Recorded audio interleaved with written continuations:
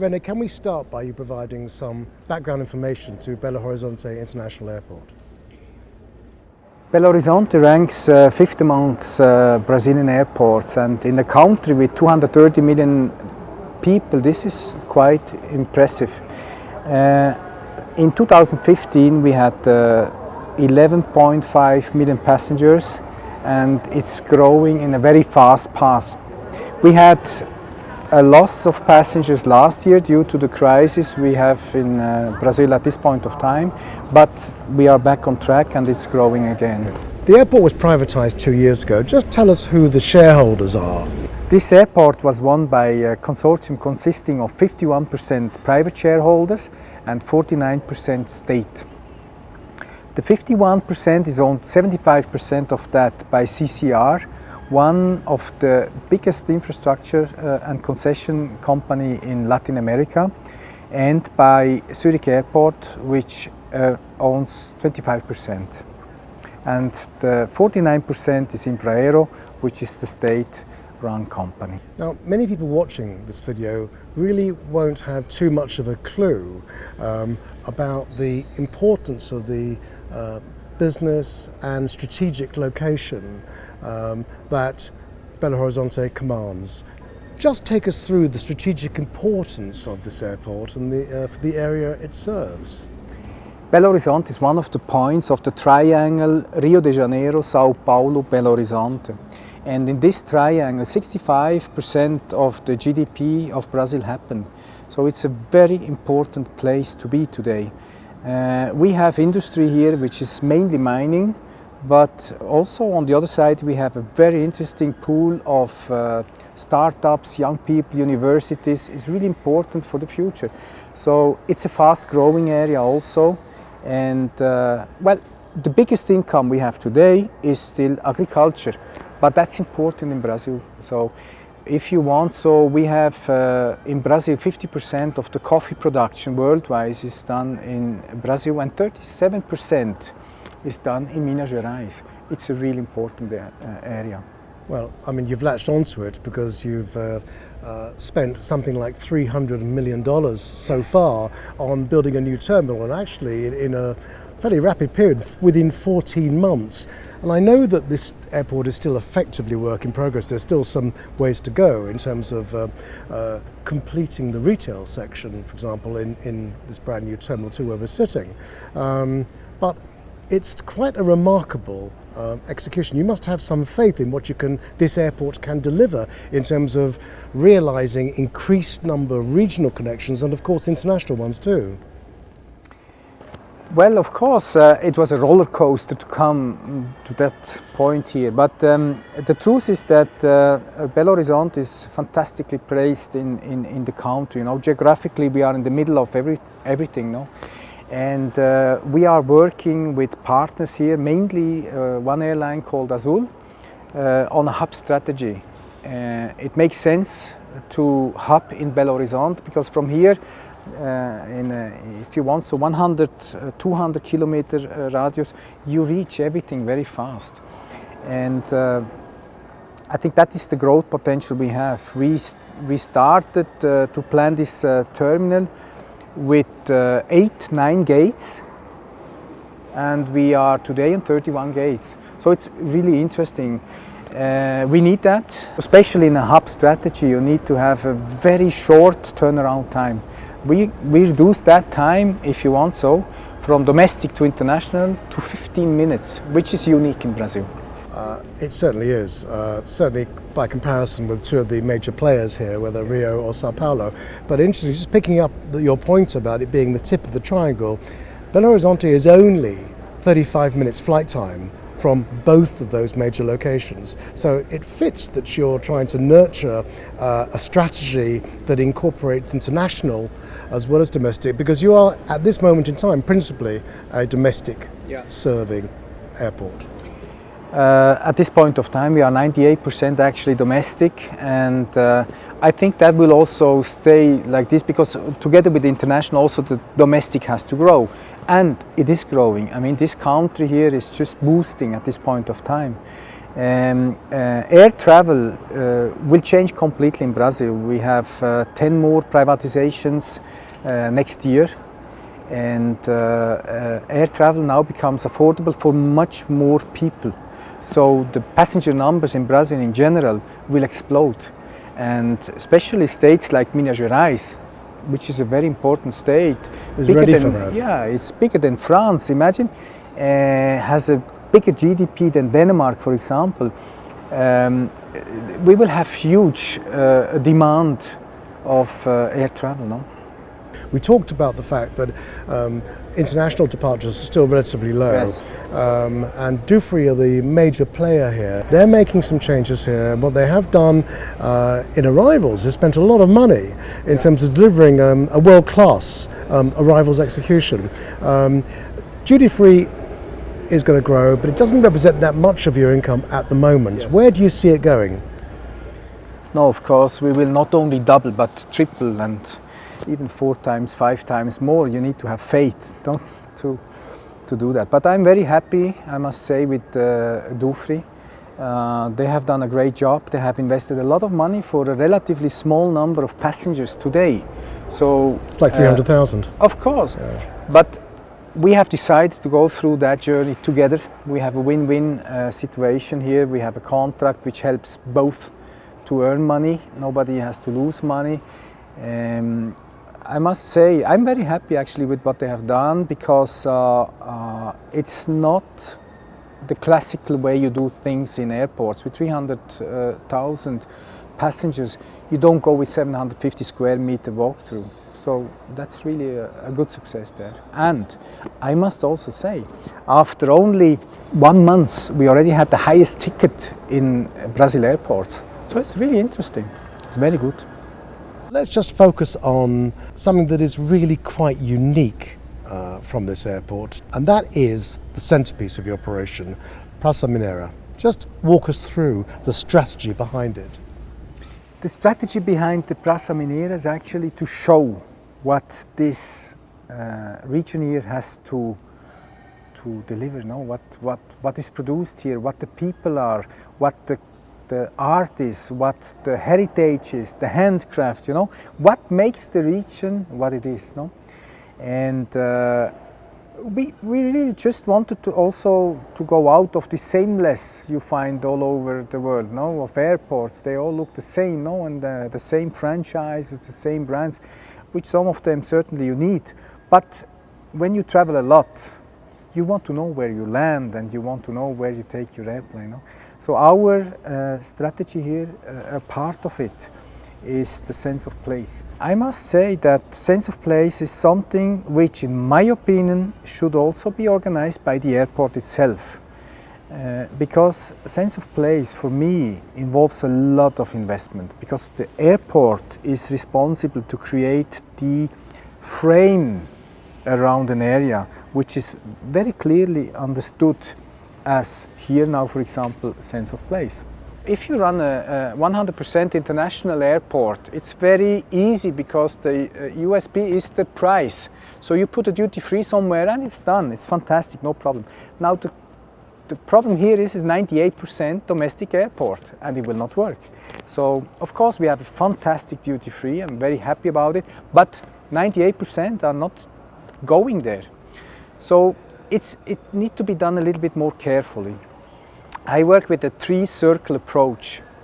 So the 3 circles in retail and F&B are, the first circle is convenience.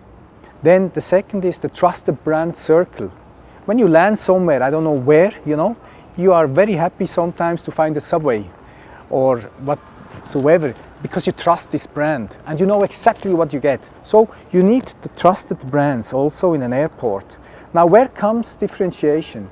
Differentiation comes from the 3rd circle, which is the sense of place. We always start by doing a deep analysis of the region and the people. Based on our findings, we started to create the strategy for this particular circle, no? And we created the concepts, and at the end of the day, you see what happened out of all this approach, no? It's fantastic, and it works really very, very good. But the focus is exclusively local, Yes, regional of and course. cultural. But the business model is completely different. I mean, your pricing criteria is that it has to be a match to anything in the domestic marketplace. No premiums being applied, and that applies to food and beverage as well as the retail offering there. That's a significant shift in a different direction, but it's clearly working. I mean, we've been filming here for 2 days, and some of the shops that you wouldn't really expect from a European perspective to be doing well are doing extraordinarily well, and the food, remarkable. But take us through this 30,000 square feet of space, which is again a remarkable allocation of space. It's clearly working. You're making money. We are making money, and the concessionaires are making money. Now that's the most important, and the customer is happy too.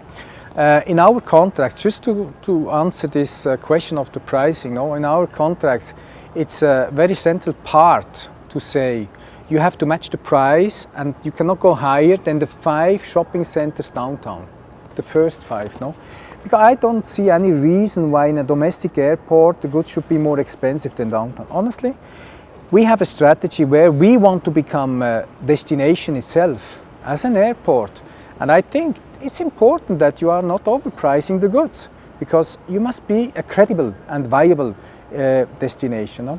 So it works, yes.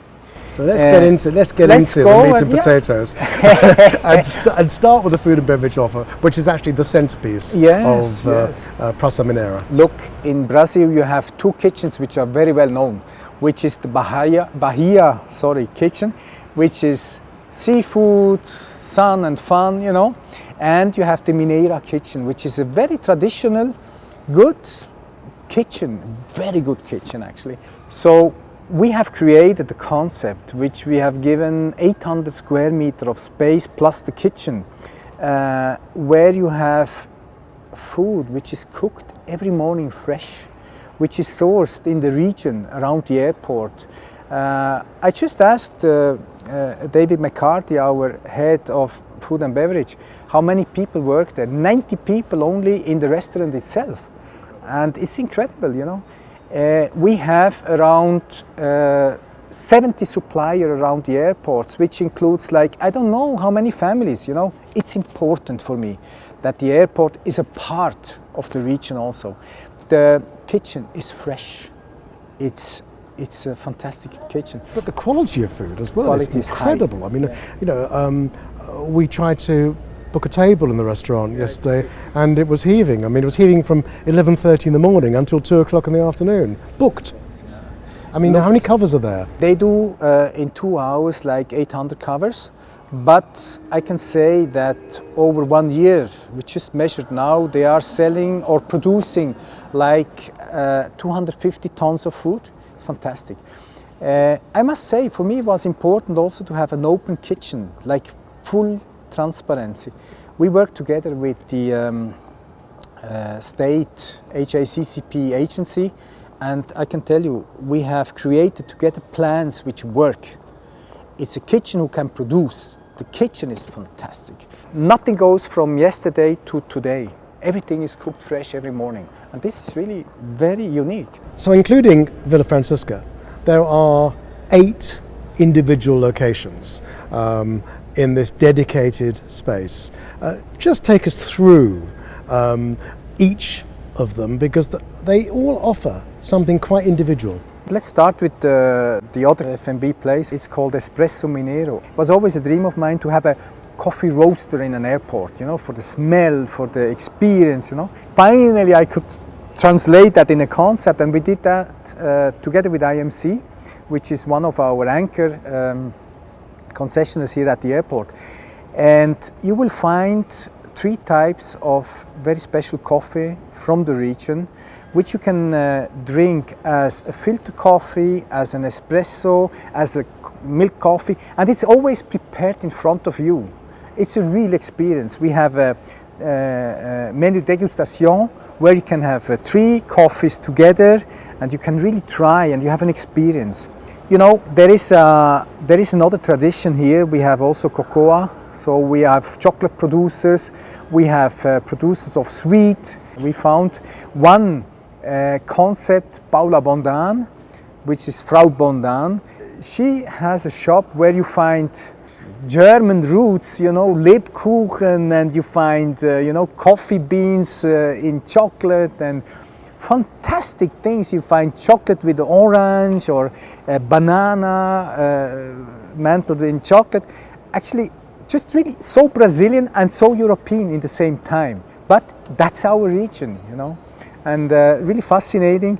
It's very difficult to even describe that concept because it's about tasting, going there, trying out, It's a big success actually. And these are becoming enfranchisable brands elsewhere. Of course. I like that.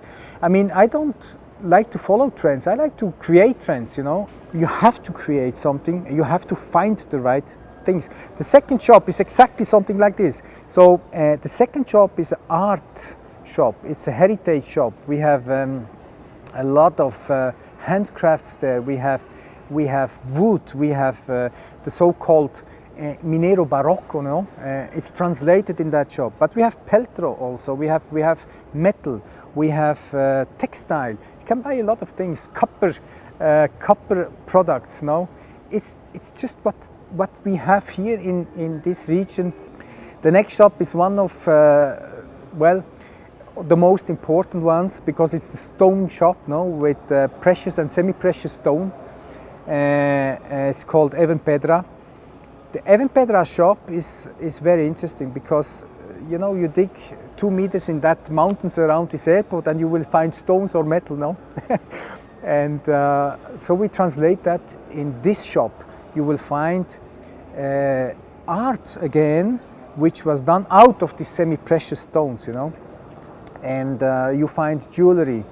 It's a big seller, I must say, because it's really very affordable and very price. I see positive. I mean, very positive. I see ladies they buy 3 kilos of stones because it's perfect gift. You go home. Incredibly good value. Perfect gift. It's fantastic. The next shop is Leve Minas. I'm really proud about that shop also because the owner of that shop, she has shown so much fantasy. She found out of agriculture produce like cheese, like a lot of dulce di leche, which is very special for this region here also. A lot of fruit, candied fruits and so. And she always found the best of it. So we have one cheese, for example, is called Canastra cheese. It's produced in one valley. It won the prize in Bordeaux 2016 for the best non-pasteurized cheese. Imagine, nobody knows. We do a lot of tastings there. It was heaving yesterday when we filmed. It's fantastic, no? But I like that. I mean, I like tastings, I like events, we do that with music also. I must say, it's difficult for a big group to run such shops. Honestly speaking, I think you have to have also local people who are fascinated to run such shops, Well, the next shop is actually, it's really an outstanding concept, When I came here, I discovered they have cachaça. Cachaça is a drink produced out of sugar cane, and it's a great drink. They do caipirinha, which is a national drink, and it's produced in Minas Gerais. The bigger part of it is produced in Minas Gerais. You have also production in Rio de Janeiro state, Sao Paulo state, but the best cachaça, they say, it's from Minas Gerais. For me, it was important to show that in a world-class shop. And our concessionaire, Drink It, has created a system which is really outstanding, and it would work so fantastic in every region you would put it, because you have the map of the interactive map of the region. You can press, you can taste at the same time. You see where is this cachaça from, who produced it, and he brought together a selection of more than 700 different brands, sourced from small producers and big producers. This is a great job, and I must say, I've seldomly seen such a work. The beer brands as well, extraordinary selection. There is a huge trend going on in Brazil at this point of time, which is the artisanal beer brewers. And again, in our state, we have a lot of artisanal beer, and we like to show that. And people are allowed here in Brazil on domestic flights to transport up to 7 bottles of liquid, so it's not a problem to sell that also. It's a big trend. I mean, the shop really works very, very well. Great feature outside the shop as well, real magnet to draw attention and to invite people in. Yeah, well, it's the car, no? It's the car. It's a car which was a real delivery car. It's, you know, we don't have it permanently there. We have sometimes events when we have tastings outside on the weekends, mainly Friday, like this. But I like to have tastings. I like to have such features. Because there is so many things you can do. I mean, this area, the so-called Prace Mineira, is a marketing product. You know, it has its own brand. It has its own advertising. You know, we have the own packaging, and there is so much we can tell. That's a story itself. You know. What's left? What's left on the retail side there? Now, the last shop is not really 150% sense of place. It's a flower shop. It's important, but it was difficult for me in the past to create flower shops which earn money at the end of the day and which can pay a lot also to the airport, because that's why we are here.